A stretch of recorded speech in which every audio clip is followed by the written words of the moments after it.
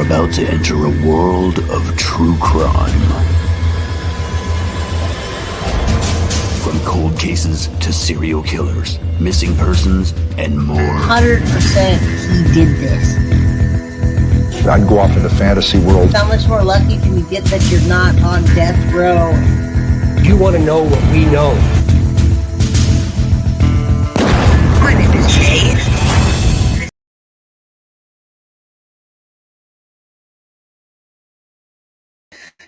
And I don't know what happened because my background changed. I'm Jay with Guilty of Crime, and I was playing with things. So of course, it was going to go that way. All right, how's everybody doing? Let me switch this up before I get started, because this is not the layout that I want. All right, hello everybody. Perfect intro. All right, so I wanted to come on early, say hello to everybody. I'm playing with new things, intro, etc. All right. Hello. I know we're a few minutes early. Other people are streaming. Trials have finally ended. Sarah Boone. What was the one yesterday? It wasn't even a trial, right?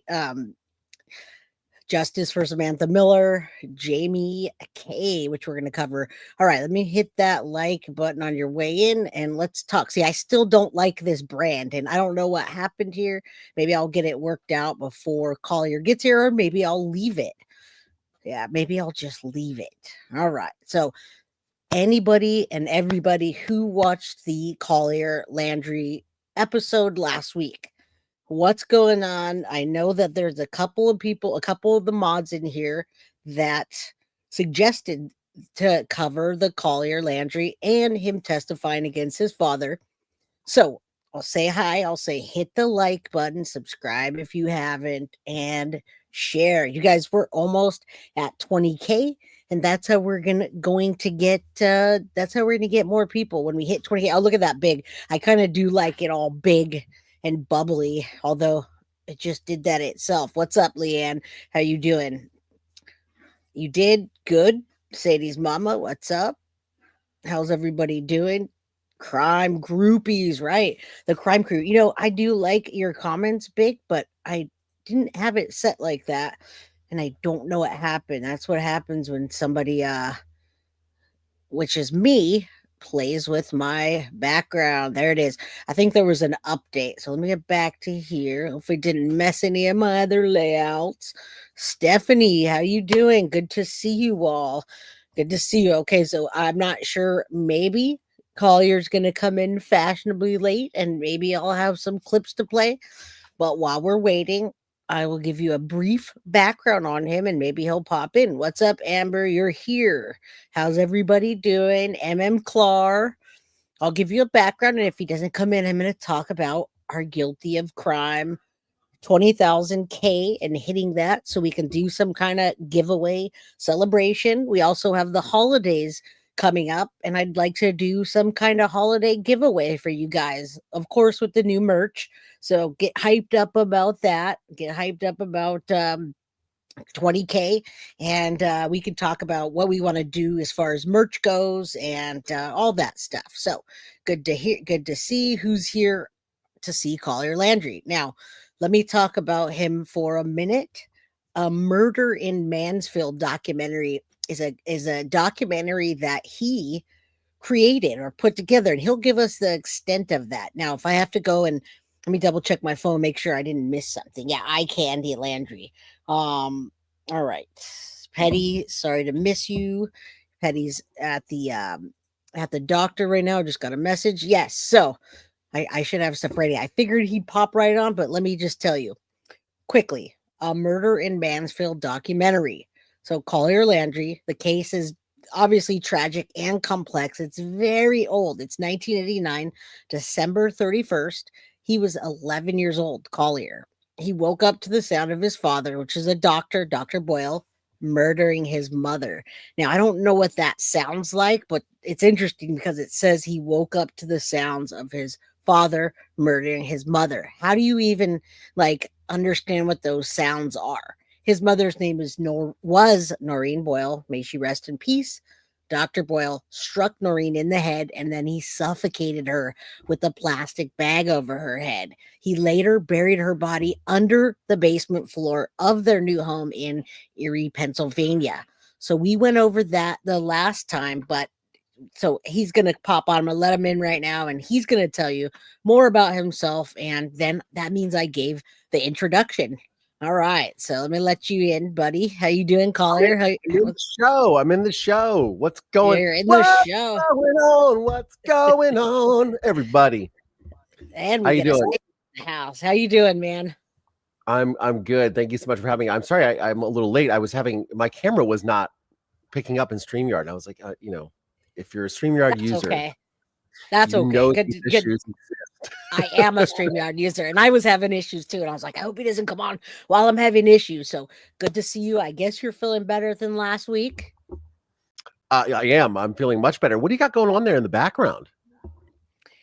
It's just a background. I thought I'd be semi-professional today. Because it looks pretty real. So it looks pretty authentic. It doesn't look CGI-ish at all, but it's pretty groovy. I've got a really cool green screen, and I put some crazy stuff up, and everyone thinks it. They're like, "What? How do you get it that like?" So I fooled you. What's really funny is must have been like about 5 or 6 years ago. Yeah, 6 years ago. I did this short film with a New Zealand director, and I ended up meeting this woman who I was the director of photography for on a film called 1946, a mistranslation that shifted a culture. Her name is Rocky Roggio. But the interesting thing is we had to rent the Film LA office. So anybody that does filmmaking knows that you have to go through there get permits through Film LA. So we had to use the Film LA office and make it into a police station. And I remember coming onto the set the first day. I didn't know Rocky at all because she was subbing for another person, and she made this office look like a police department. It was incredible. It was so cool. Sorry, I just got out of the shower, so I'm Oh no, you're good. That happens too to me. I try to like distance myself from the lights, and people say, "Why do you wear shades?" And I'm like, "Because it hurts my eyes." To be honest with you, like right? I have this. That's how the green screen works so well. I just figured that out. If you have a ton of light on a green screen, it actually picks it up nicely. So, I can tell you all about lighting green. I'm sure you can. Yeah. Large green screens in my day. It's wild to see what AI will do, though. It's mind blowing because I made the decision to become a full-time creator about a year and a half ago, 2 years ago, I guess now, and because the way the film industry was going, and there was something that came up in my editing software last night. It was like a beta trial thing where you can stretch the end of this. You've not shot a scene, but you can stretch the end of the scene and make it as if you shot it. So there was this guy like walking towards a car, and then the scene cuts. Well, then you can do it, and the AI will make him walk. Make him finish. The industry is so cool. By the way, I saw somebody put Australia loves you, and I love Australia. Bondi Beach is one of my favorite places I've ever been to in my life. And I also, two fun facts about Australia. First thing is I sang actually on the stage in the opera house, the Sydney Opera House, for real, hand to God, because I went to school for music and for vocal performance.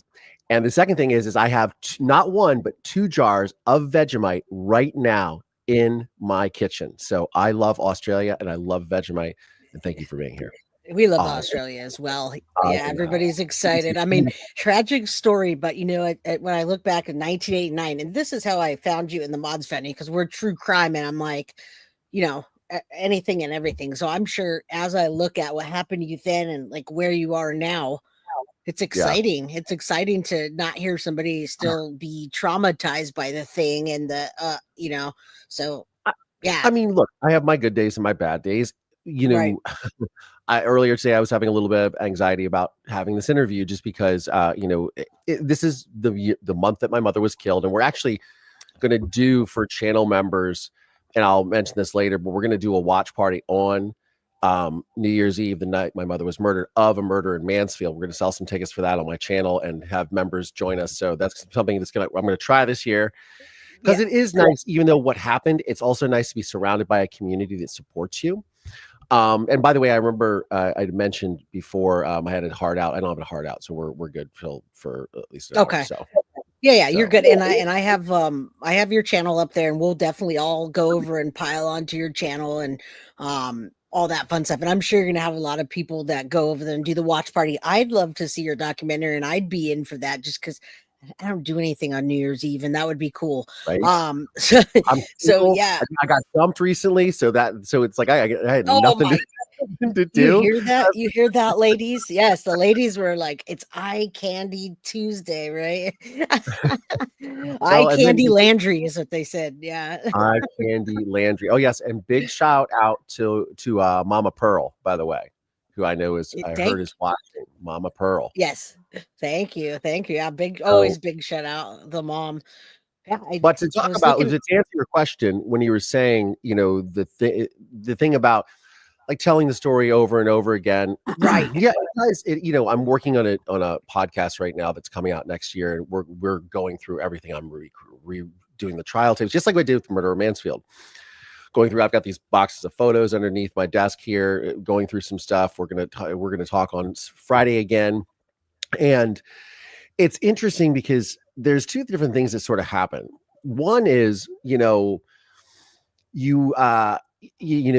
kind of comes back up again. You're sort of on autopilot when you're telling the story, and then sometimes you have these moments where you really pull these little nuggets. You're like, God, I didn't remember that. And as you're just talking, you're like, wait, hold on, I didn't remember that happening. Right. So it's interesting when you're retelling a story, but at the end of the day, sorry, I just got out of the shower. That's by the way, okay. so that's probably why. You're in California, right? Are I'm you in California. also? Yeah. Yeah, it's a little I'm in humid right now. Santa The Monica. weather's a bit humid. Yeah, I love Santa It's gonna Monica. get I love warmer that later on area. this week. Where are you at again? I'm in San Jose, California, the Bay Area. So Nice. it's like freezing in the morning and then later on a bit humid. So it's kind of like that. But yeah, so I mean, I think we definitely hear from you. We'll make you tell the story again, but I'm really interested in your A Murder from Mansfield documentary and like your perspective or your take on how you feel about it now and whatever you want to talk about, obviously. And of course, we'll have some questions and such. But yeah, I mean, Sure. we watched like a 30-minute or 40-minute clip last week of something that was put together on YouTube. I sent you what we were gonna watch. It was unseen, I think is what it is. Yeah. It's like a 23-minute, and I remember when those guys Exactly. somebody sent it to me. It was last year, and I was like, they took all this footage from my channel. I was like, you gotta be kidding. So I messaged them and I was like, hey, that's not cool. And I was gonna file a copyright strike. I was so new to YouTube. And then I was like, okay, hold on. Let me just reach out to them. I was like, because they probably have a lot of people that'll watch, because they had like 500,000 views when my friend sent it to me. And I was like, what? This came out 2 days ago. What are you kidding me? It was really well done, but they definitely missed some stuff. So my Murder in Mansfield, they took stuff from a Murder in Mansfield. They took stuff from Forensic Files. They definitely missed some stuff. I should do a reaction video to that. Honestly, You should. They give me credit on their channel, and that was very nice of them to do that. So you should. I mean, it's all about you, so that they should do that, at the very least. So I had, I mean, tell us about what do you want to get into that particular thing, and then move on to what you're doing now and what's inspired you. Sure. I mean, I feel like you've used. I'm your guest, so you tell me what you want to ask me. Well, I do want to talk about from your perspective. And you've told a bunch of times. I want to hear it on this channel. People waiting to hear what happened to you at 11 years old, or was it 12? They went to 11 and then they said 12. So I mean, yeah. So it started out at 11, and then I turned 12 and it went to trial. So okay. So I was almost. I'm a Pisces, so I'm a February 28th baby, and so when my mother was murdered was December 31st. By the time my father was arrested, it was January 25th, and then when it went to trial, it was June of that year. So that was fairly quick. That's kind of quick, though. Actually, I mean, all in 1 year. Nowadays, it takes 2 to 5 years to go to trial, and so it must have really been. Yeah, I need to know about this. It's actually very interesting that you say that, because that is something that I think about when I talk about true crime a lot. And you think about these trials, like even just yesterday, the conviction, not the conviction, the sentencing of Sarah Boone. And I was doing a little research on that because I wasn't familiar with the case. I think there's some mental illness. I mean, I'm not. I always say on my channel, I'm not a lawyer. I'm not a psychologist. I'm not law enforcement. I'm just a guy who's been through a lot of shit. So I'm not diagnosing anyone, but I do think there's some mental health issues there of some sort with her. However, I read that she was arrested in February of 2020, and then the trial did just started in October, and I thought to myself, that's 4.5 years. Yep. And you think Yep. about, and you sort of think about, and I talk a lot about this on my channel, and we will get into my story in a second, but this is something that I think about as a violent crime survivor, as someone who's been through the Right. criminal process. I have seen way more sides of a prison than any free man who is not a custody of the state or works for the state. Right. And so I have this really unique perspective. And when I think about things like that, of just the waiting period, the plea bargaining sort of steps that a lot of people go through, because they want a speedy trial, but they also just want the conviction. And there's great documentaries talking about these types of situations in the United States, especially. But I look at it in those ways of thinking like, wow, my father, went from arrest to conviction inside of 6 months. You know what I mean? And Right. granted, this was I do. a massive case in Ohio history, the by far and away the largest from my area, Right. by miles. And it ended up, it was a really big deal. And because my father had crossed state lines, it got a lot of, national and even international attention. Right. This wasn't, this is in the days before the internet. Hold on. My little Chihuahua, Marisol, is, You're good. oh, she's okay. Good. I hear crunching, but I'm like, did she ate one of my lens bags yesterday.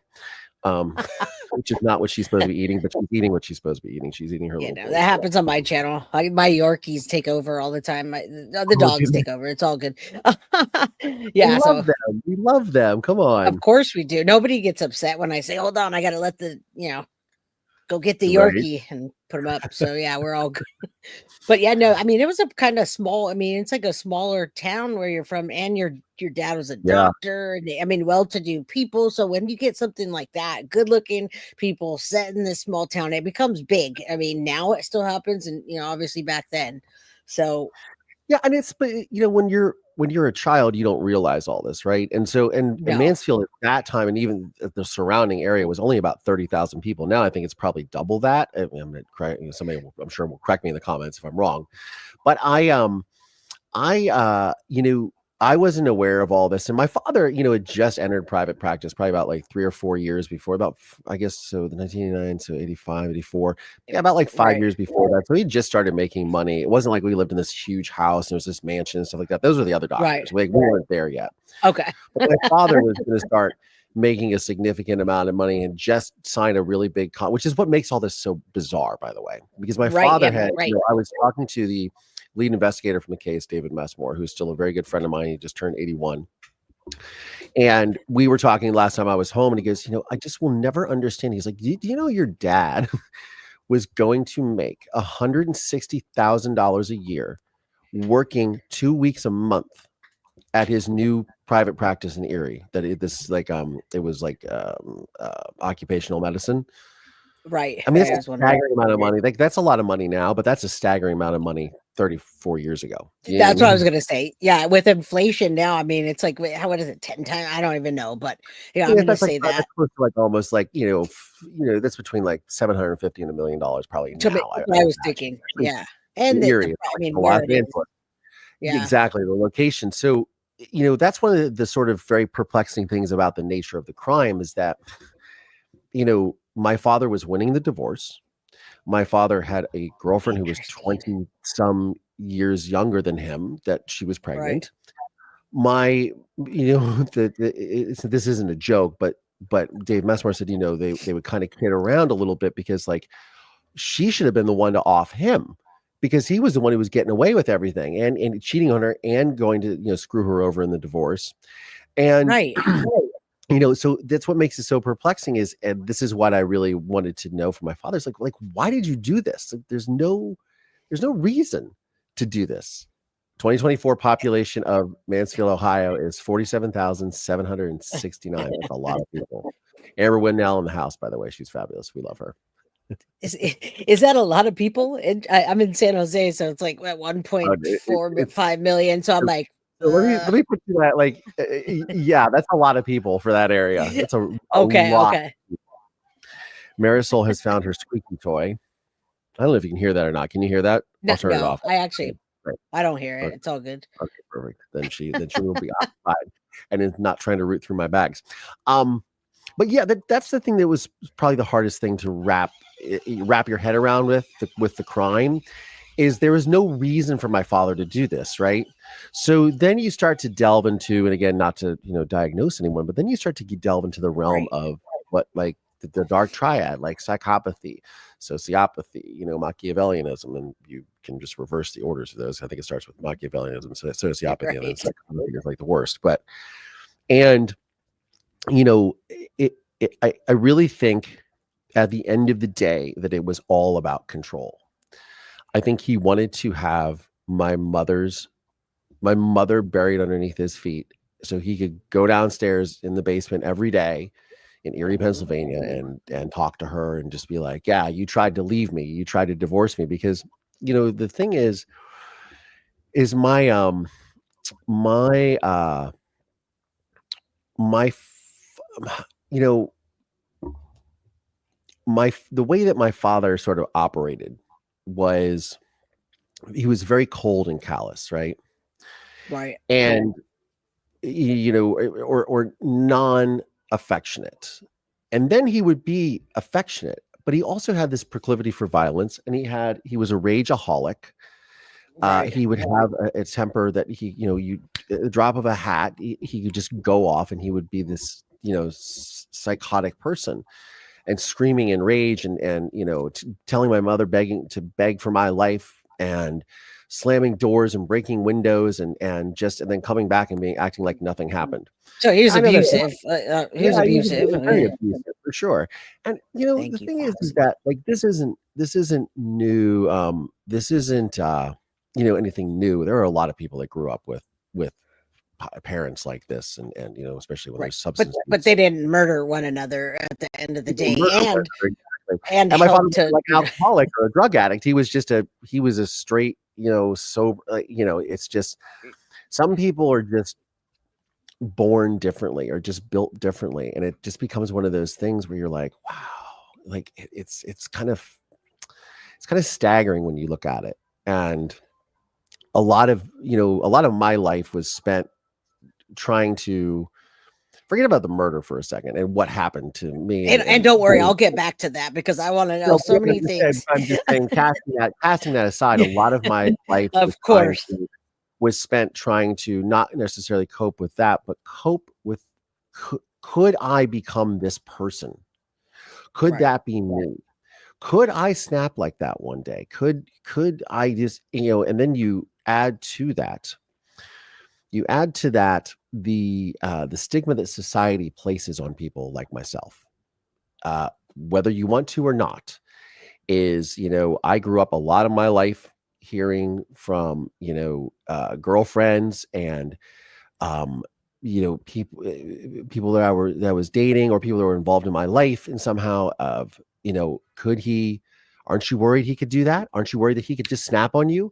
He's the son of a killer. That guy's a psychopath. Right. And, again, this is a very small group of people that probably grow up hearing about this, because, there's a small pool of people, they're children of serial killers that have to come to terms with this, and killers, and that they get this stigma thrown at them. But, that was the other challenge of growing up. And again, I pin this as a story, and there is a massive tragedy to it, but there's also this, as you said at the top of the program, there's also this flip side of this is a story about somebody who went through hell and came out the other side and got justice. Oftentimes we don't really see that in these types of cases. The victims, unfortunately, don't get that, restitution, if you will. And that was fairly quickly too. I mean, that was the best case scenario it could have been. I mean, I feel like in that time frame, and with you, maybe you were 11. I'm surprised they even believed you. And I'll get back to that, because I'm like, well, yeah, it was just one. Yeah. It was just one. So, that's sort of the again, this is separate from coming to grips with what actually happened. And then you have my my experience of getting to know my father and having a relationship with my father. and processing that relationship in my life, and also utilizing that relationship to see, okay, I need to do something with this story, but I'm going to need this man's cooperation, and sort of that whole scenario too. So it's a lot of layers. There's a lot of that's interesting. Yeah, it is. Particular onion, if you will. But yeah, did that come over the years though? I mean, I saw you went to visit him. I mean, it just I'm imagining he didn't. Well, tell me real quick. I mean, he got caught, he got convicted, but how did that go about? Because I didn't watch the part where, they came to him and said, "No, he did." Many people deny it their whole life. Like, what happened? Like, how did we get there? So, well, first of all, there was never any like, "Oh yeah, I did it, you caught me" type of situation. So even when there's a body right underneath, right? Well, so what had happened was, so on the morning of on December 30th, 1989, my father had shown up with my grandmother, who was my father's mother, very close with my mother. They were almost like, mother-daughter. And, my Grammy came. She was supposed to come for Christmas, but she couldn't. She was sick, so she came for New Year's. Kissed her goodnight, kissed my mother goodnight. I love you, mommy. I wake up at 3:18 in the morning to what I thought was like a scream. And then I heard two loud thuds separated by about 60 seconds. And I could hear my father muttering in between those thuds. And I'm thinking to myself, okay, like something is happening. And one of the things that it happened about a month and a half before that is, as I was saying before, my father was winning the divorce, and my mother was very sort of downtrodden by that, as any woman would be, right? And I thought the opposite. I would think the opposite from you. I would think she was going to take custody and take all his money, and that's why he did it. I didn't have any idea, because I think that is the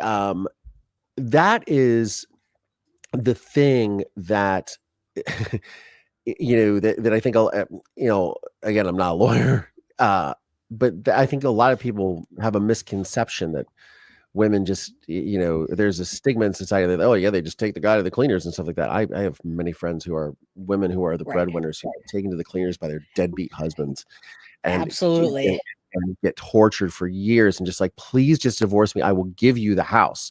Like, just leave me alone. No, I want more. No, I want more. Give me my kid. It's insane. But yeah, so that would be the common misconception. So I remember my mother said to me, this was around Thanksgiving of 1989. She had picked me up from school. We were driving to go get some food at Bob Evans. For those of you that are in the Midwesterners, you'll understand Bob Evans. And she said to me, she goes, "Collier, I want you to know something.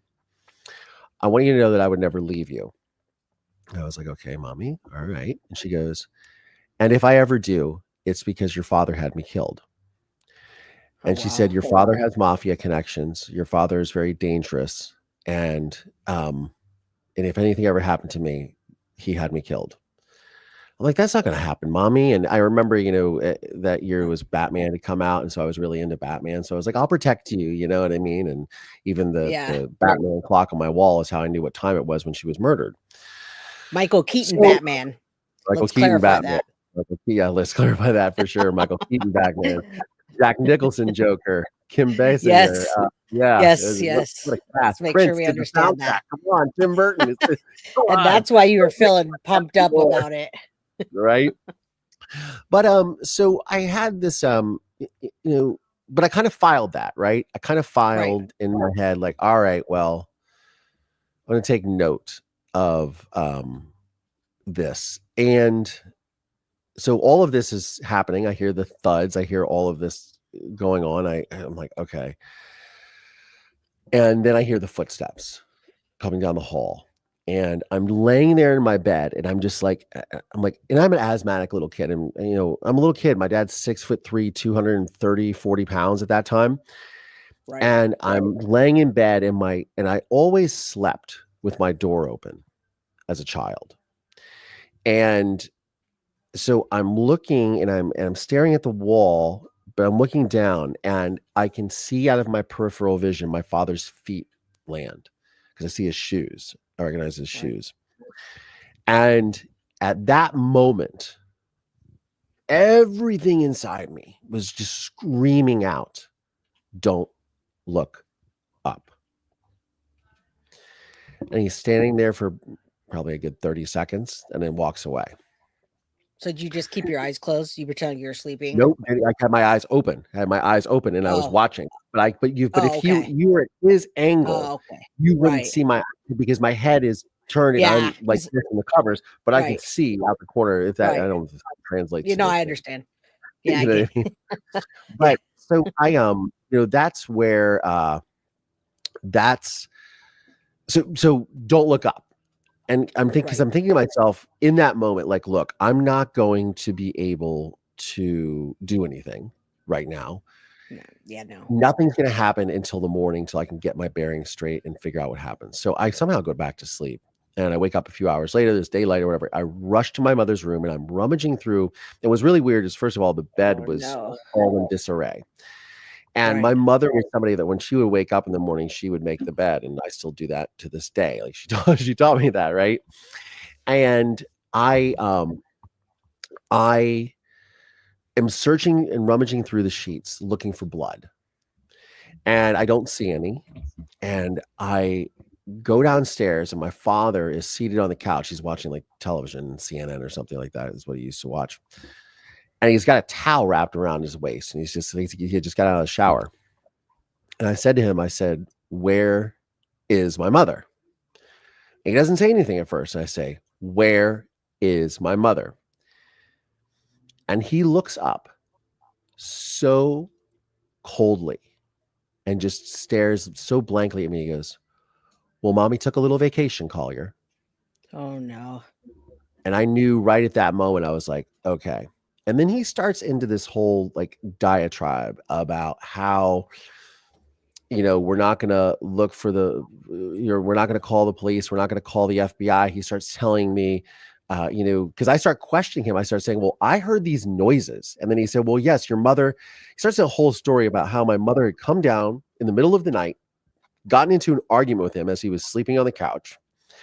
And she threw her purse at him. He said, that's the sound that I heard, these thuds. They had heard that I heard my mother's purse hit the wall. Then they said that, then he said that she had thrown all her credit cards at him, and she stormed out without a coat, out the back door of our house, walked in down the driveway, and he ran to get his glasses because he could see headlights in the front of the house on the at the end of the driveway. And she got into a car and drove away. That was his story. No money, no purse, no nothing. No money, no purse, no coat. No coat. And it's cold out there. And December 31st, New Year's Eve, 1989, 3 a.m, Ohio. No coat. Did you realize at that moment something really bad happened, or was it like the night before? I mean, no. I mean, well, that night, I thought something was happening to my mother, but there was nothing I could do about it. Nothing like that, right? And well, I didn't know, you know what I mean? And I was like, but I can't get out because I can't. There's nothing I could do about it in that moment. If he was in there and he was killing her, what was I going to do? There's nothing. Yeah, nothing. He could turn on you, right? If I had turned out and looked up, what was he going to do? Because to me, in those two instances, you make the hole a little bit bigger and you say she ran away with the kid, and that's it. I'm not sitting here. You know what I mean? So, I know at that moment, I knew when he looked up at me, he said, mommy took a little vacation. I was like, okay, he's lying. And I knew right then that he had done something to her. And I don't know if I was 100% sure, like, oh, he killed her, but you know what I mean? I don't think my brain could process that at that moment. But all I'm thinking about is what my mother said to me, right? What she said to me, which is, if anything ever happens to me, if I ever leave you, I would never leave you. Okay. And that was Thanksgiving. Now we're like a month later, a month and a week. Yeah. We're New Year's Eve. So he says, so my father, so I know he's lying. And he then starts into this diatribe about how we're not going to call the police. We're not going to call the FBI. And I said, remember when he said the FBI, I remember thinking to myself, like, why would we call the FBI? This is, this is, Mansfield, Ohio. So I'm thinking everything is super strange. But I'm thinking to myself, as soon as you leave, because he got dressed and he's explaining all this stuff. And my grandmother's like, listen to your father, Collier. We're not going to do this. We're not going to do that. And I remember thinking to myself, okay, this is not happening. And as soon as he left, so my mother had just gotten a cordless phone for like Christmas. I grabbed the cordless phone. I go up to my bedroom, and when my mother had told me all that stuff about my father, I made a list of all of my mother's friends' phone numbers, and I hid them inside a stuffed Garfield in my room. And my That's crazy. I grab that list. I take the cordless phone. I lock myself in my mother's bathroom, and I start calling everyone on that list. And I say, okay. And I tell them a little bit about what happened. I said, look, my father said I can't call the police, but that doesn't mean you can. And that's what. So that's day one of her missing, and you already day one. So a couple hours later, 2 uniformed officers show up at my house, and my grandmother is apoplectic, and she's hovering over, she's helicoptering over me, and they're walking through the house, and I'm just trying to get them alone so I could be like, this is what happened, but my grandmother's right there. And it so happens that my one of the officers goes into my mom's bedroom with my grandmother, and I go into my sister's bedroom with the other officer, and I look at him and I go, look, my mother would never leave me. I don't trust my father as far as I could throw him. Like, he's done something to her. And they just looked at me, and he was just like, I mean, I'm a kid, right? And he's just like, okay, whatever. You know what I mean? And so they're like, whatever. So they left. That night my father came home, and we, it was, and the whole time when my mother is gone, by the way, missing, quote unquote, missing. Right. My father is saying things at the dinner table like, I wonder what mommy's doing tonight for dinner. I wonder where she is. I wonder what she's wearing. It's just this weird shit, man. Right. And I say, we're having these like hypothetical conversations at the dinner table, but it was the next night, the next day, my father leaves again because he's going to prepare his new practice for Erie, because mind you, for the previous 6 months, like he had been, he had a girlfriend, she was pregnant, he had introduced me to her. That was the crossing of the Rubicon with their relationship. My mother has said, you can fuck around all you want, Jack, but if you involve our kid, then that's where I draw the line. So he had crossed that line when he introduced me to his girlfriend on Father's Day of 1989. So, and I had told my mother about that, and then that's how all this stuff started, right? But it was probably years in the works, to be honest with you, with my father, because he was a chronic womanizer. Womanizer, right? Had multiple girlfriends, multiple fiancés. While he's married to my mother. Well, okay, that's what I was gonna say. While he's married, and your mom looked to the side, right? But when the pregnancy came, that's enough's enough. Well, and my mother knew about the pregnancy. My mother knew about Sherry Campbell, his girlfriend. Like, my mother knew about anybody, or about all these people. She always knew, and she just said, keep our son out of it. And that was so he just wanted it all. He's just greedy, maybe a little psychopath. I don't know. I'm not. Psychopath. Yeah, psychopath. Because that just makes no sense. There was nothing for him to gain. People are expendable. People are transactional. There's no getting one up on him. He's going to have his way no matter what. It's staggering. It's staggering the way these people think. It's chilling. Right. Especially when you come from one of these people and you struggle it's very challenging for you to wrap your mind around it, about how someone can do this and how someone can behave like this. I mean, the way he took her life too was just, it's so personal the way he did that. Very personal, very. And you talk about, and we'll talk about that in a bit, about the murder, about like how when people commit crimes. I want to do something really fast. I'm going to turn this light on because it's really dark behind me. So I'm going to snap the light on really fast for you. Go for it. That means I could take a puff, guys.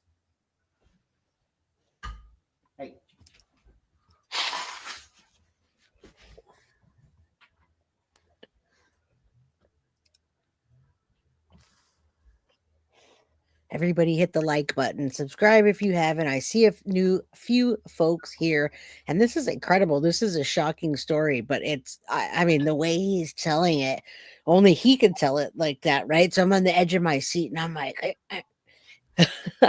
I'm talking to the audience. All right. Oh no, I heard it. I heard every word. I was like, this way I can just have my protein shake and have my water and fix my hair. And okay, yeah. See, it's a little bit more light behind us. I'm a cinematographer, so these things bother you. So yeah, I'm like, I get it. You're not going, turn that light on. Why didn't you turn that light on when you came up the stairs? Collier, what were you thinking? What were you thinking? So, anyways, that's just the obsessive filmmaker in me. It's good. Anyways, so yeah, so the next day, my father goes back up to Erie, and I say, I call again, sneak the poorless phone call again, and call my mother's friends, and I say, what happened? Like, the cops came. Where are they? Like, why aren't they coming to arrest him, or why aren't they coming to the house to ask questions? Or whether they said, well, they filed a missing persons report or something. We're not really sure. We're trying, or I'm like, okay, she's not missing.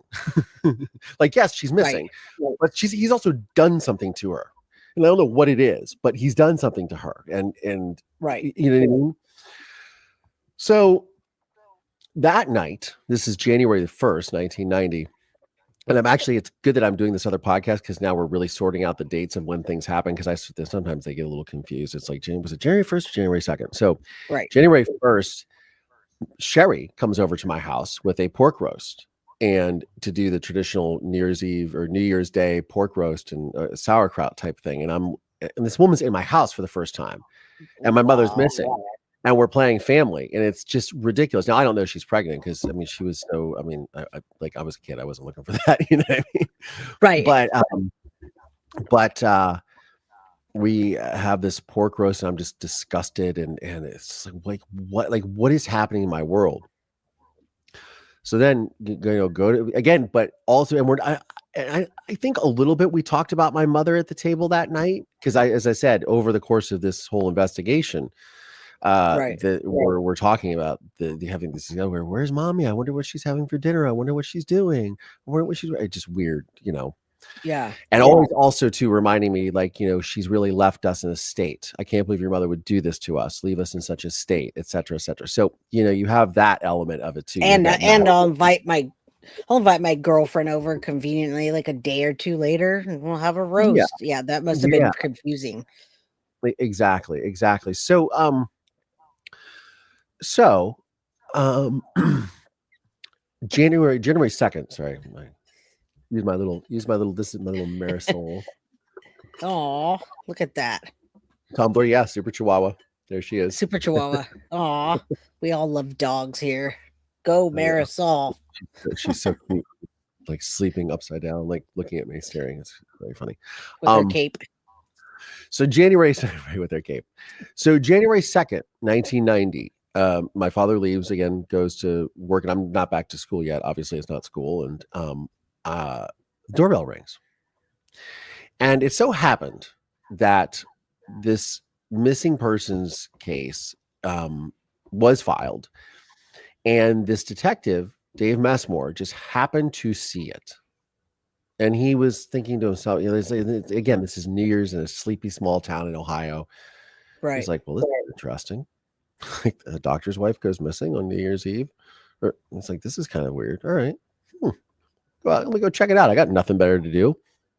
Ohio State's not playing yet. And he comes over to our house, and he shows up at the door with his little mustache and everything. And I, remind me of Hercule Poirot, right? And I'm thinking to myself, and I'm like, okay. And my grandmother's like, you need to get out of here. My son's not here. And I'm like, come on in. And he's a very charming guy. And Dave charms his way in, and he goes, oh, I just want to talk to the doctor. And well, he's not here. Well, can I just come around and take a look? So he ends up getting in the house, right? So my grandmother is livid, apoplectic. And she runs to go get the phone. She's like, you're going to be sorry. I'm going to call my son. And I remember So when I was a kid, my mother would always tell me stories about growing up in suburban Philadelphia. Both my parents were from Philadelphia, and they would go to the carousel when she was younger, and she would always tell me stories about how when you're on the carousel, what the idea was to win the prize is you try to grab the brass ring and win the prize, right? And she was like, Collier, you always want to remember to grab the brass ring in life and look for those moments, right? Those are unique moments. And when my grandmother left me alone with a police detective, I knew that was the brass ring. That I was looked at him yeah. and I said, Mr. Messmore, I can't talk here. It's not safe. But tomorrow I'm going to school. Give me your card. I'm going to contact you. I will contact you, and you can come and talk to me at school because it's not safe for me to talk here. But I want you to know my mother would never leave me. He's done something to her. My mother would never leave me. And instead of looking at me like the police officers did, the uniformed officers were like, this kid's crazy. He's like, this kid's really articulate. Like, this kid knows something. He's a detective, right? That's what they do. It's police work. And my grandmother comes back and he basically says, I'll just come, I'll come back when when the doctor's home later tonight, etc. Right. So then the next day, again, my father comes home, we're having dinner, and I wonder where mommy is. And I said, well, mommy always wanted to take me to Toronto. And he's, oh yeah, she's probably in Toronto shopping and doing all this. Oh, it's so mental when you think about it. It's mental. Talking about this and again, always saying to me, and she's really left us in quite a state. I can't believe your mother would do this to us, etc. I mean, it's wild to think about, right? Right. So, the next day I go to school. First thing I do is make a beeline to the principal's office. I say, I want you to call this guy, Dave Messmore, Mansfield Police Department, get him down here. I'm going to talk to this guy. I sat there. I must have talked to Dave for like 2 hours, and I gave him the entire history as I can remember it of my parents and of my life and my father's proclivity for violence, the girlfriends, or I knew about the girlfriends. I knew about the girlfriend. The girlfriend. Right. My father, because my father was telling me things like he was going to start a new family and my mother and I were going to be on the street.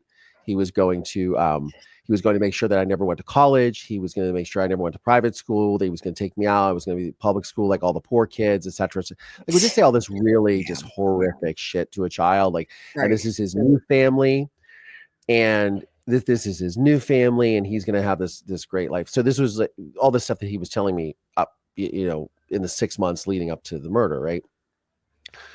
Well, I'm glad you remembered it, and I'm telling all this stuff to Dave, and that's the thing is I still have such a vivid memory for everything that I come across in life. So it's like people are like, "Oh, wow, you have a really good memory." I'm like, "Yeah." I was like, "Well, survival mechanism long ago." But yeah, we remember those things. It's abusive. It's a form of abuse. What he was telling you, it's scary at the age, and so. But I'm glad you harnessed that. We're able to communicate it. Absolutely. So I started remembering every detail. So I'm talking to Dave. By the way, how many people are on the show? By the way, I can't see any of that on the. We have 145 in here right now. Some people pop in and out. So 145. Come on, guys, get the likes up. Subscribe if you haven't. If you're new. Oh yeah, we'll get more than that as we circulate through. But awesome. If it was Madeline Soto case, there'd be like 1,200. So we'll get there. Yeah. So, anyways, a lot of people are going to know this story because I have an episode of A Plan to Kill coming out on December 15th. Episode 8 is about my case and about what happened here. I'm excited. I'm on the edge of my seat waiting.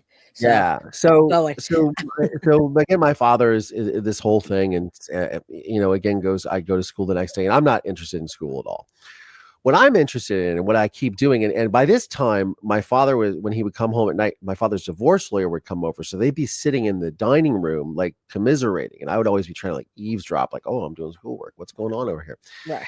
To try to figure out what's happening. And every day I'm going to school, calling Dave and telling him what went on at my house, what I observed. And I started gathering evidence against my father. And when Dave came to the school on that first day, I said, look, I'm going to go home tonight And when my grandmother's downstairs with my little sister making dinner, I'm going to go upstairs and I'm going to pull the bookcase out of the wall and look into the crawl space for my mother's body. Then I'm going to start searching around to see if I can find this one purse that she had that she would never leave the house with, because I was my mother's constant companion the entirety of my life up until that point. So I knew all these things about her, right? Things about right. And so I knew that if this was missing or this was out of place or like something happened, right? So I just start taking all these mental notes. And so I'm telling Dave all this stuff, and when I'm telling Dave this about like I'm gonna go start sleuthing this out, he's just looking like who is this little kid? Like who is this little kid? I was 11. Yeah. But I'm like, no, I'm gonna catch this motherfucker. Like this is what's going on. Right. Like he's not getting away with this. And he so I remember my dad came home a couple of nights later, and I was looking at his hands. My father always had these really well manicured hands. And he had all these scratches on them and on his arm. And I was wow. Boom, told Dave the next day. Boom. Note.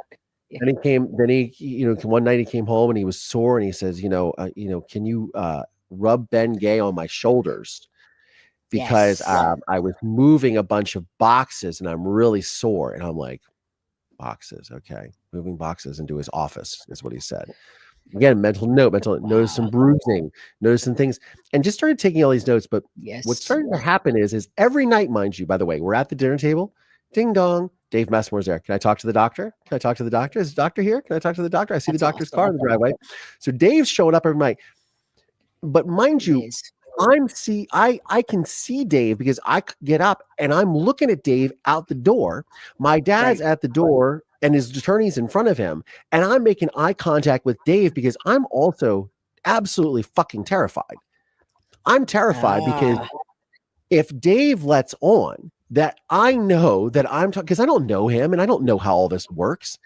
But if my father figures out that I'm talking to the cops, I am fucking dead. Right. Do not pass go. Do not collect $200. Dead. Gone. And did he used to hit you as well? I mean, you said he was abusive, sure, so absolutely. He used to whoop your ass. So scary. He was scary. He was an Italian Irish. He was he could be a scary person when anybody can be scary, but he could be very threatening and no, you wouldn't want to. Yeah, and your mom was missing, so it's like, hey, he could just catch one glance, and he's like, hey, fucking, you're going missing too. Yeah, I get it. Or something like that. You know what I mean? Or just if he thought that would have been it. There's like a code, right? Yeah. Cosa nostra, you know what I mean? Like you talked against the family. What are you doing? Talking to the cops? You know what I mean? I have my little Italian grandmother in the house. I mean, you know what I'm saying? Yeah. So yeah, that makes sense. So I'm really nervous, but I'm like, I don't care either. I don't care because I'm going to find out what happened to my mother because that was my mission. Again, school didn't care. I'm going to figure out what this. Okay, notes this, that. Okay, what are we doing? What's the plan of action? Dave, would you find anything? Go to school, call him in. He come down to ask me questions. I tell him this is what I observed. This is what I heard them talking about. But what started to happen is this was about 10 to 12 days after my mother went missing. My father's sort of demeanor started really shifting, and he had started becoming, so he was a very violent, aggressive, for lack of a better word, machismo person. My father was very into, watching violent movies and all this stuff. And I remember he had taken me to Toys R Us because I got a Nintendo that year for Christmas. I was the last kid on my block to get a Nintendo. And I bought this game, Double Dragon, and I was playing the video game. And my father came up and said, looked at the television. He goes, what is this? This is a violent game. I'm thinking to myself, who are you? What did you do with my father? He's like, I never would have bought this for you if this is a violent game. And I'm like, okay, that is a complete 180. This is around like January 12th. And I'm thinking to myself, okay, this is nuts. Like something's going on here. And again, I'm observing all this stuff and he's becoming more and more passive, but he's also becoming a little because Dave Messmore keeps coming to the house. Right. So he's like, and he's got his lawyer there every single night, right? So about halfway through, it was around like maybe January 15th, my father, and again, I'm not letting my father out of my sight. And I'm, I am, my father says to me, he goes, I'm going to go to my office and grab some paperwork. Do you want to come with me? And I'm like, you bet your ass I do. And of course I didn't say that, but thinking to myself, you better believe it. And we drive to the office. And I loved going to my father's office when I was a kid anyways. As a doctor, it was like, oh, fun things to look at and play with and anatomy. Woohoo.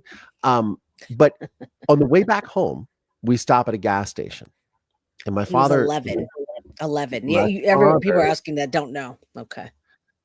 My father was into eating like mallow cups. Those like marshmallow, like Reese cups. They're foul. Yeah. I'm so sorry. Everybody likes mallow cups, but he was into this, which was really weird.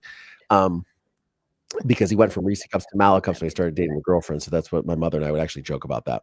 But so he goes in and he goes to pay for gas. And so I'm watching him through the windshield and he's in the gas station. I can see him walking around and I just start rummaging through the truck.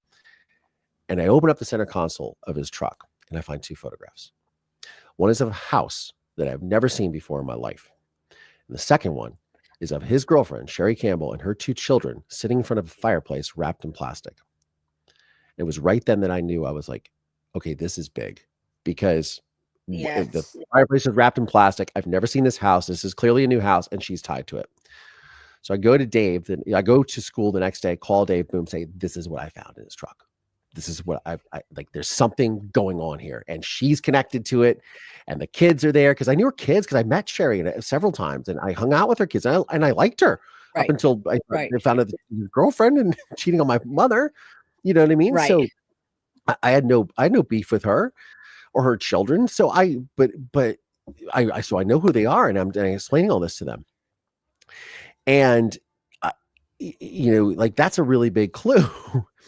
Right. And I mean, this is amazing, the stuff you're picking up on. I mean, we need we need to teach more children these kind of things or have adults listen a little better because, all right, go ahead. It's just, intelligent. Yeah, and it's just, but these are all like really hard to explain sort of things, right? So, right.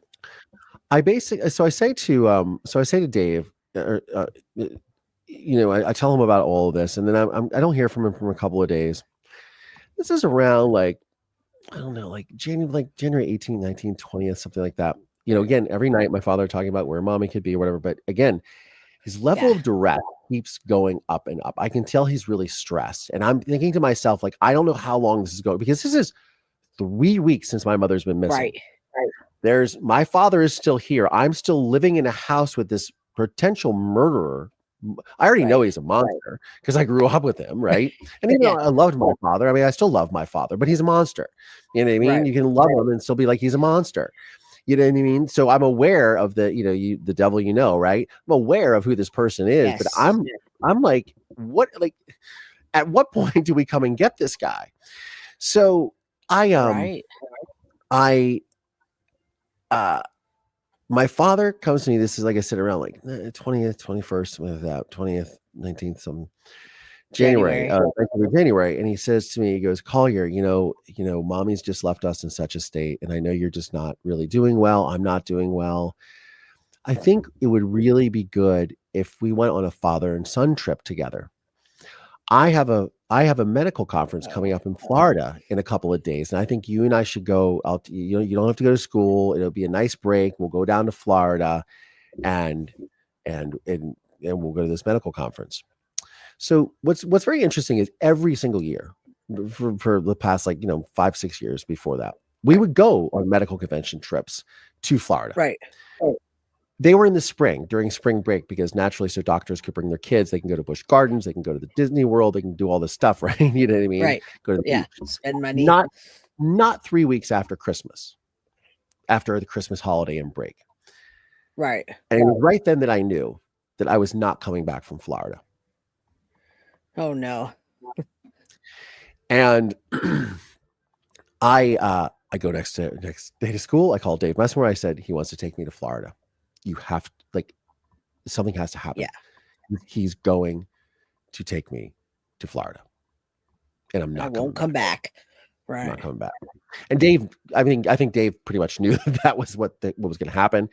So he started to Right. move. So on on January 24th, 1990, I woke up to two people from Children's Services saying, you need to pack a bag. You've got 20 minutes. Pack one for your sister. And I said, okay. And I hear all this commotion downstairs. And I said to them, well, can I take my dog? And they said, well, come back for your dog. I never saw my dog again. And I was going down the stairs with them. It was a very short. So we lived in a very small house. People were like, oh, it's as big. It was a very small house. And coming down the stairs, and it's like almost unfolds in slow motion. It's like a scene out of CSI. And the entire living room is filled with men and women in white lab coats and police officers. Dave Messmore serving a search warrant. My grandmother, again, is apoplectic and just screaming, and he's serving it. We've got these contraptions, these machines, and it's just like I walk just out of the house down the drive, like in this just like sort of very cinematic, like, event. And they escort me out of my house. And never, like that was the last time I was in my house for as like a child, right? Or as actually like living in this house. I would never go back to live in this house again. And it's really, and that was what, 3 weeks? Did you? How many? I mean, yeah, it was January 24th, so it was 25 days since my mother had gone. Okay, got it. So I lived in that house with my father, who murdered my mother, who knew that I knew something, for 25 days. And you did. I mean, you were like every single day you're accounting for it this way, and he felt this way, and this happened, and it escalated. Yeah. And it was. I mean, the more he was becoming kind of passive, and his mood was changing. I'm sure it got scarier because I could hear it. Yeah, the progression. It's absolutely. Yeah. It's absolutely. And then, terrifying. Hey, we're going to Florida. So, all right. So it's lab coats. Terrifying. And I want to know how they found it. Like, what made them freaking dig? Yeah. Well, so anyways, this is the house that I live in Ohio. Sorry. Oh, yes. It's the other house. Right. Yeah. Sorry. Yeah. It's a different house. It did. Yeah. They're in a different state. New house. Yes. So I don't go to school that day. I instead go to the principal of my school's house. And my this woman comes and she says, hi, my name is Karen, and etc. And I'm your caseworker. Now, I don't know what a caseworker is, but I know it's not good. And she essentially starts to explain to me, well, your father and this, and I'm thinking to myself, like, okay, you're explaining to me that my father's on the run and somebody's looking for him, and I'm going to stay here. Is essentially what it is. So that night, I stay at this house, and in my haste, I don't bring my asthma medication. I had like a asthma machine and stuff like that. And my father would always like help me with that stuff. And I had bad asthma when I was a kid. Right. And I have the worst asthma attack of my life that night. And I was really pretty much convinced I was going to die. And again, my father wasn't there to like inject me with drugs or do that, or give me, so, anything. So I was really bad. So I make it through the night, and the next morning we go to the hospital, this hospital. And, I remember walking into the lobby of the hospital, and my, I was with the principal of my school, and I remember walking into the lobby. The lobby was like full of people. There was like an honor box. Those of you that remember newspapers, you put the money in, you pull the thing and pull the lever, and you put the newspaper. It's called an honor box. And I remember them kind of dragging me the other way away from the honor box to a room, like a consultation room. And I waited in there, and a friend of ours, my family's came in. His name was Dr. Behe, and he was a cardiologist, and he gave me some medicine. He injected me, he gave me a breathing treatment. I was good. And it was at that moment that the principal of my school, Lynn Bringenbach, she told me, she goes, Collier, Lieutenant Messmore found your mom. Oh. And it's like this eternal pause that goes through your head. And they said, and she was dead. And I remember I was was staring at an electrical outlet receptacle. And I said, that bastard. Now, it's really hard to articulate the sort of cognitive dissonance that exists when you hear things like that, because on one hand, you learn, you hear this, you learn, and you realize, like, okay, I'm not crazy. What I knew in my heart and in my head, and what I was believing happened, was true. On the flip side, it's very difficult to hear that what you knew in your heart and in your head was in fact the truth. And that was that my father murdered my mother. And I would never see the person who was the most important person in my life ever again. So,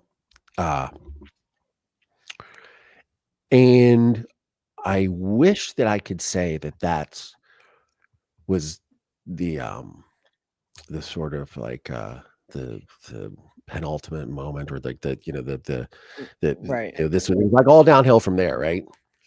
Right. Yeah. I mean, you still testify and you do all this other stuff. Like, that was just the tip of the iceberg, because that's when the shit really hit the fan. And, I realized, like, okay, my life is everything and my mother was my whole world. So obviously she was there, because even though I knew that she was dead, right. even though I knew that, it's one thing when you have this intuition and you believe this, Right. it's quite another when somebody confirms it. Right. So, I go and I see, later on that night, Dave Messmore comes to see me, and we talk about it. And, it's just, it was hard. And then, I had to, I testified at the grand jury, against my father, the securing his indictment for the murder of my mother, which was premeditated murder, or aggravated murder, which is premeditated murder in Ohio, and abuse of a corpse. Right. So what they had done is they had found my mother's body buried underneath the house that I found the photograph of in Erie, Pennsylvania, another state. My father had crossed state lines with my mother's body and buried her there. So that's you what never happened. lived in that house. You never lived in that house. Never lived in that house. Okay. Still have never seen it. Seen it. Heard a lot of people have seen it. Heard it's like a tourist attraction when you go to Erie. I did a film with a guy years ago, and I was sitting there and we were drinking, and I was telling this story, and he goes, "Wait, I've seen this house. I was just in Erie last month filming a movie, and they took me from the airport and drove past this house." He's like, "You're the guy." I was like, "Yeah, Yeah, when my mods came to me and said Collier Landry, I'm like, man, I've heard his name and I've seen him before. I'm into true crime all the time, and so I know I've heard this story, and I just didn't put two and two together as you, the little boy, and the story of the house, right? And as I dug into it deeper, I'm glad you're telling us, because I was picturing, like, you got your mom. I didn't picture the time frame the way that you told it. I didn't know it happened so quick, and every day it seemed to get deeper and deeper and a little hotter and a little and then, like, I mean, it was just building up. That if you would have went to Florida and not vocalized to that officer, like, hey, if I leave in 2 days, I'm not going to come back, and you were really vocal, you probably just wouldn't have come back. And then it's not, I probably wouldn't have. I ended up finding out that at trial, we ended up finding out, and this is much later, when I interviewed the judge from my father's trial, which it's on my YouTube and on my podcast. I interviewed him. My father had a fixer in Florida, because my father had a girlfriend down there that he had stalked. And when we went on one of these medical convention trips, my father drove my mother and I in a convertible and said he was taking photographs for the Navy, and was photographing his ex-girlfriend, and I guess with another lover. So I have no idea. He was stalking her. He was actively stalking her from Ohio into Florida. So yeah, he had people there. There's no doubt that I wouldn't have moved back. So to make a very long story short, my father, so my father's arraigned, and my father's side of the family doesn't want anything to do with me because they're like, you're going to Yes. recant what you said. You're going to recant I what you read that. said. You're going to, you're not going to, tell me you're lying. You're making it up. Police implanted this in your head. And I'm like, okay, well, they didn't implant that in my head. Because I'm the one that talked to them. Right. They didn't come to me and say, "Did this happen this way, Collier?" But they didn't know. This is how it happened. And you 'cause must it's have all- found out the evidence. I mean, there must have been enough evidence in the house to lead over to that house. Did you ever find out? Her body? I mean, the photographs that I found. My father Okay. had bought the house with cash. Was in a hurry to move in, etc. But of course, I didn't know all this when I was a kid. Yeah. But I found out Right. much later. So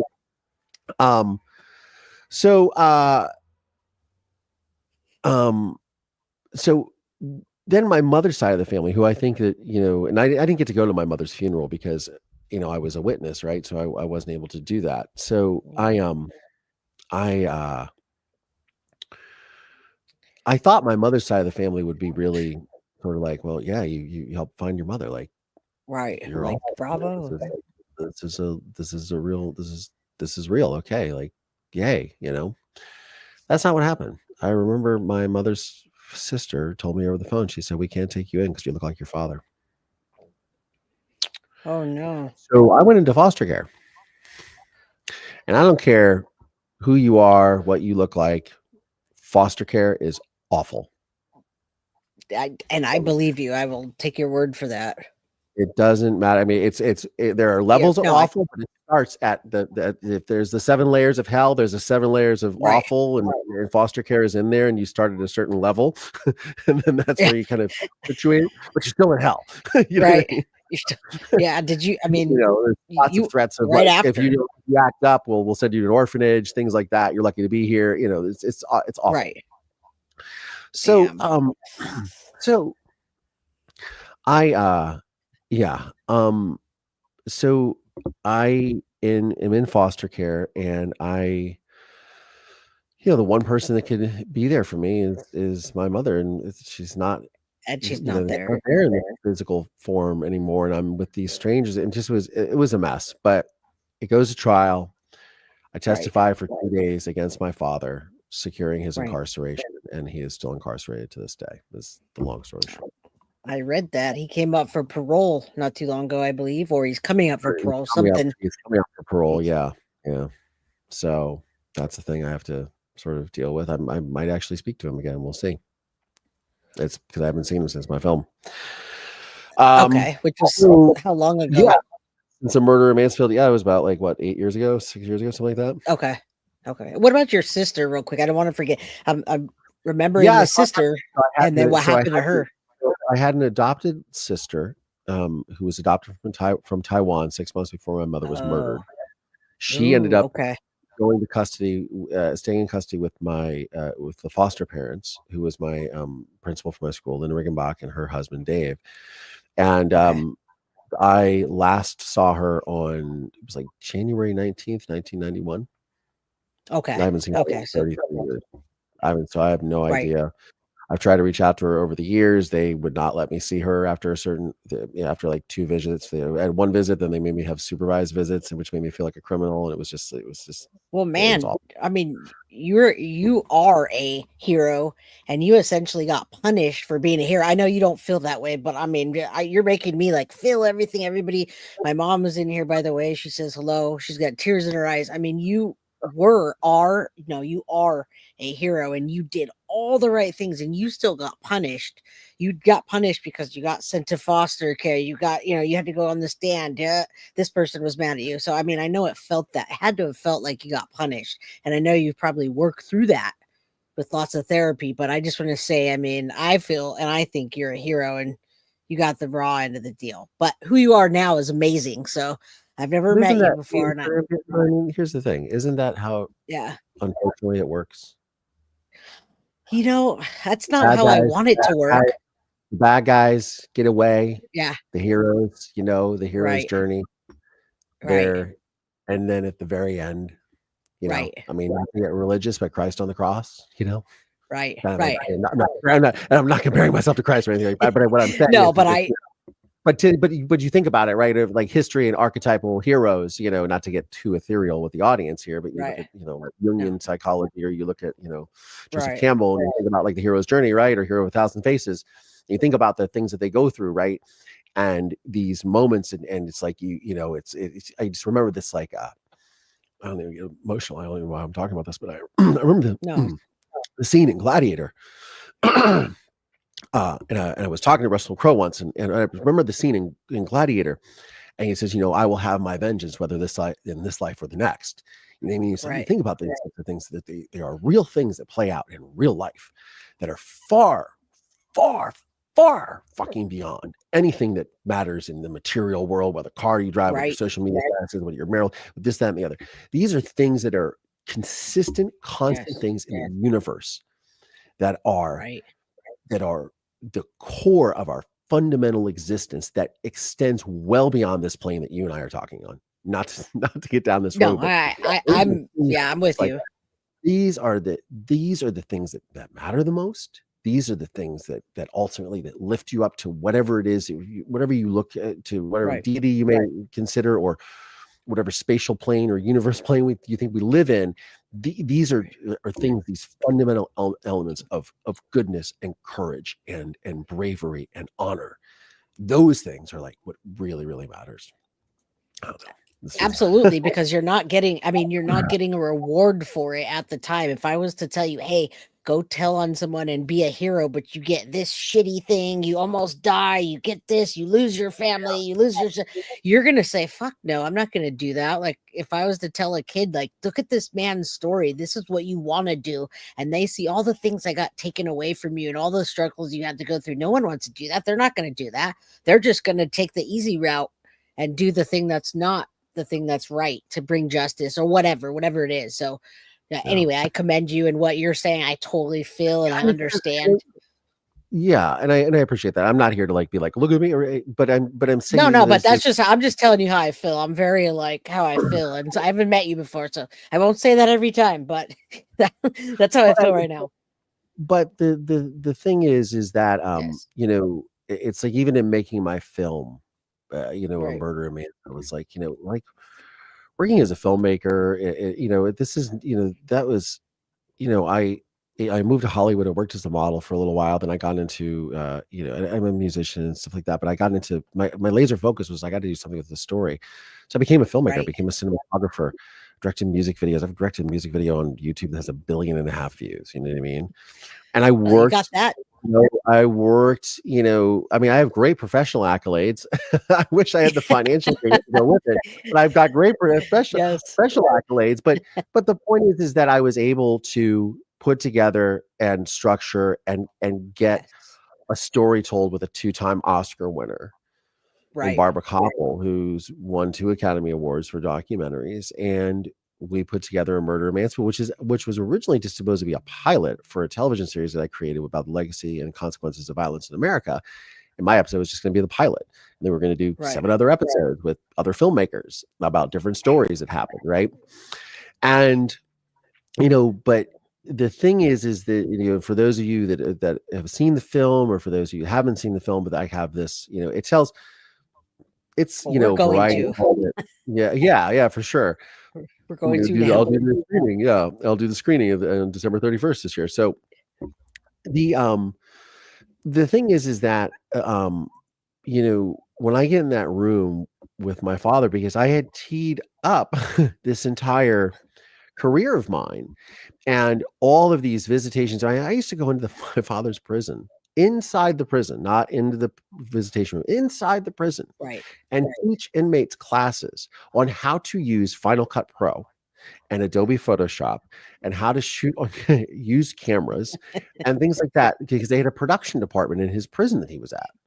And I used to see my father in the actual prison and be able to interact with him, like without there's guards, but like not in a visitation room, you know what I mean? But I cultivated a relationship with my father because I wanted to, not only for myself, because I promised my mother in a dream that she asked me to forgive my father. I forgave my father, but I also wanted to, to figure out again if I could be that person. And when I made the film and when I get into that room, And for those of you that see the film, with us, you'll see the moment when I confront him, and it was 26 years, 27, 28 years in the making, something like that. Yeah. Well, we definitely are all on board with that, and I mean, I'm so interested in the way you tell your side of things. I'm sure it varies each time. Like you tell this part, and it's going to be this way, and whatever, So it's just how you're feeling and what you're telling us now. So we're excited, and we did drop your YouTube, your link, so we'll be following you. I Please really sub, do yeah. hope that All have the that. social. Now these ladies are waiting. They want that December 31st thing. So make it happen. They want the watch party. I can see them over here. Oh in yeah, chat. I'm totally doing. I'm committed to doing it. I called a friend of mine. I was like, I think we're gonna do this before. Yeah, You really I don't want should. you to be surprised if you hear it, Karen. If you hear it on the thing, don't be surprised. But yeah, I think it'll be a cool way to spend New Year's, because I wanted to screen the film more, as I do, because I have channel we all have channel memberships. I have a Patreon, and so I offer these. Awesome. We do monthly watch parties. I call it Collier's AV Club. So we watch like a true crime documentary, or we watch something. Or this last month we watched something silly, the Nobody Wants This show on Netflix. But we do like those types of fun things. I do live VIP meet and greets where people can ask me all kinds of questions and stuff. I do this once a month, and then there's extra content, my father's trial and things like that behind the paywalls and stuff like that. So, or portions of it, my testimony, things like that. But yeah, I think we are gonna do it now. Now I'm stuck. Yes, now, Jay. yes, you are stuck, because I got a bunch of my people here, the crime crew, that's very loyal, and when they do it, they do what they say. They're excited. So yeah, let's do it. Let's do it. Mama Pearl joined us. Was she there in the beginning? Because I gave my shout out to Mama Pearl. Thank you, Leanne, for mentioning her. She. Thank you. I do appreciate that, Leanne. I love my mom. I'm also a mama's girl, so she pops on my show, and I'm like, "Love you, mom." Like if I'm 8 years old, Oh, now I can see the comments. I didn't turn them on StreamYard. Now I'm seeing the. I like your little backgrounds going. It was a little distracting, but I like your little frame that we're in. That's kind of cool. Oh, the little moving bars. Yeah. Yeah. Now I can see everybody's comments. Oh, thank you guys so much for being here. Yeah, I mean, I'm excited to see your film now. Yeah, you'll come and join it. It'll be great. Well, I'm gonna watch it before these people are all gonna join it, and I'm down for that. But I'm excited to watch it now. These are the kind of things I do, what I watch, what I live for, and I'm excited to meet you. It's really good. You're really down to earth. Your storytelling is like, I'm at the edge of my seat getting closer. So yeah, I know. It's just because it's your story, but yeah. It's awesome. And thank you, Charlie, for gifting the 5 memberships. You guys, when we're all done here, you guys definitely have to go over there and subscribe to this man. And yeah, I don't want to take too much of your time. I got a good almost hour and a half out of you. Oh man, I should go snag up one of these memberships right now. Hold on. I should get on YouTube. Yeah, you should, if you would have commented on it. But I would love to have you back sometime. They're asking for a part 2, maybe sometime after the new year when you get hyped up, and I send a bunch of people to the channel. We'll make you come back. Yeah, they all want a 2-parter. Just subbed. Yeah, they're subbing to you now too. How do I get the free? Because I've never you just tried have this. You have to comment, and then you just have to comment. Or you should subscribe too. I subscribed to you right away. I had to do my due diligence. Let me grab this. I want to grab. There you go. How do I? Well, you can get it even when you're not on there.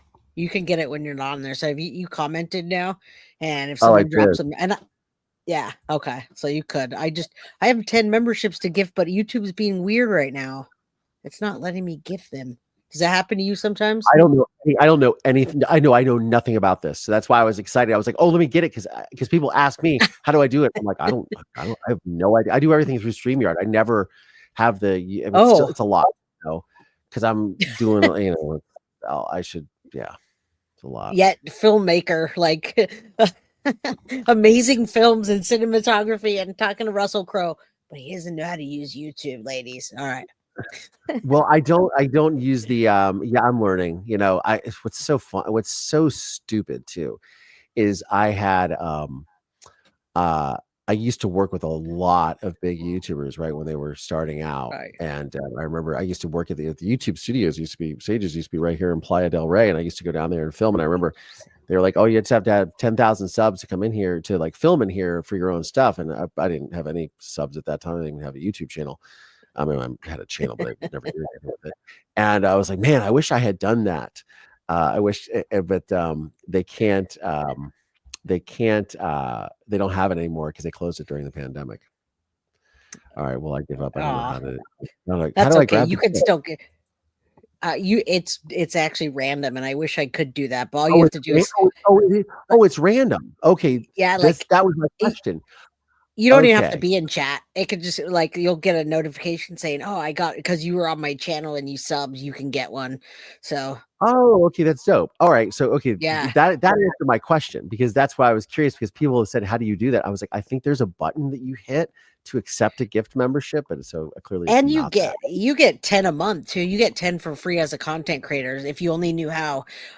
You Really? get 10 a month. Yeah. So when you're on their StreamYard, you just open up a YouTube link where it says you're streaming live and mute yourself and then watch the chat and you push the little button that's like a $sign and you get 10 gifted memberships a month, which is like $30 with the memberships. It's pretty cool. In As a creator, StreamYard? you Get out of here. no, That's it's in YouTube though. You have to actually open up Mhm. another So you have to open window, up another window and you'll see yourself streaming and then you just press the button. So yep, got we'll it. teach you. We'll teach you. I should All know this. I right. thought Well, you you anyways. guys, I mean, I think we had a great show. Hey, thank Thank you you. I so much for having appreciate me. you. Thank you so much for having me. Thank you guys for being here. Thank you all for gifting memberships and taking care of everyone and all that. So appreciate it. Thank you, everybody. Yeah, we'll teach him. All right. Well, I appreciate your time. I have to go pick up my daughter because she's like texting me already, Mom. And that's my All right, thanks priority. for having me, guys. All right, have a good night. Thank you. Have a good one. Good night. Bye. Bye-bye.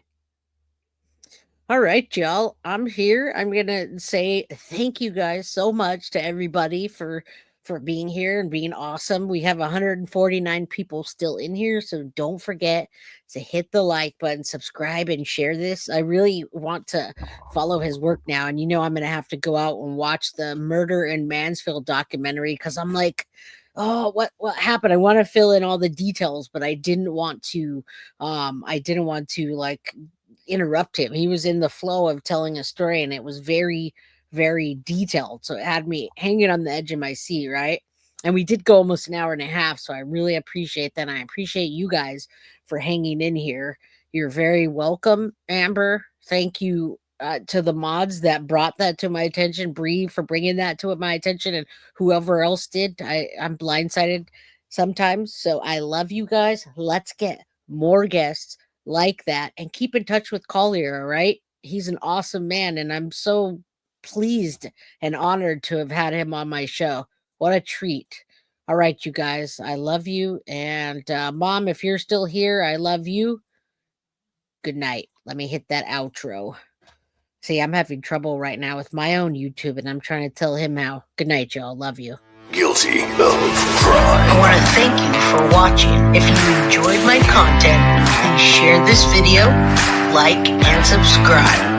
You can also follow me over at Facebook, Instagram, TikTok, X, or Gmail. If you'd like to donate to my channel, you can use Cash App or Venmo or PayPal. Thank you very much in advance. Guilty of crime. Are you guilty?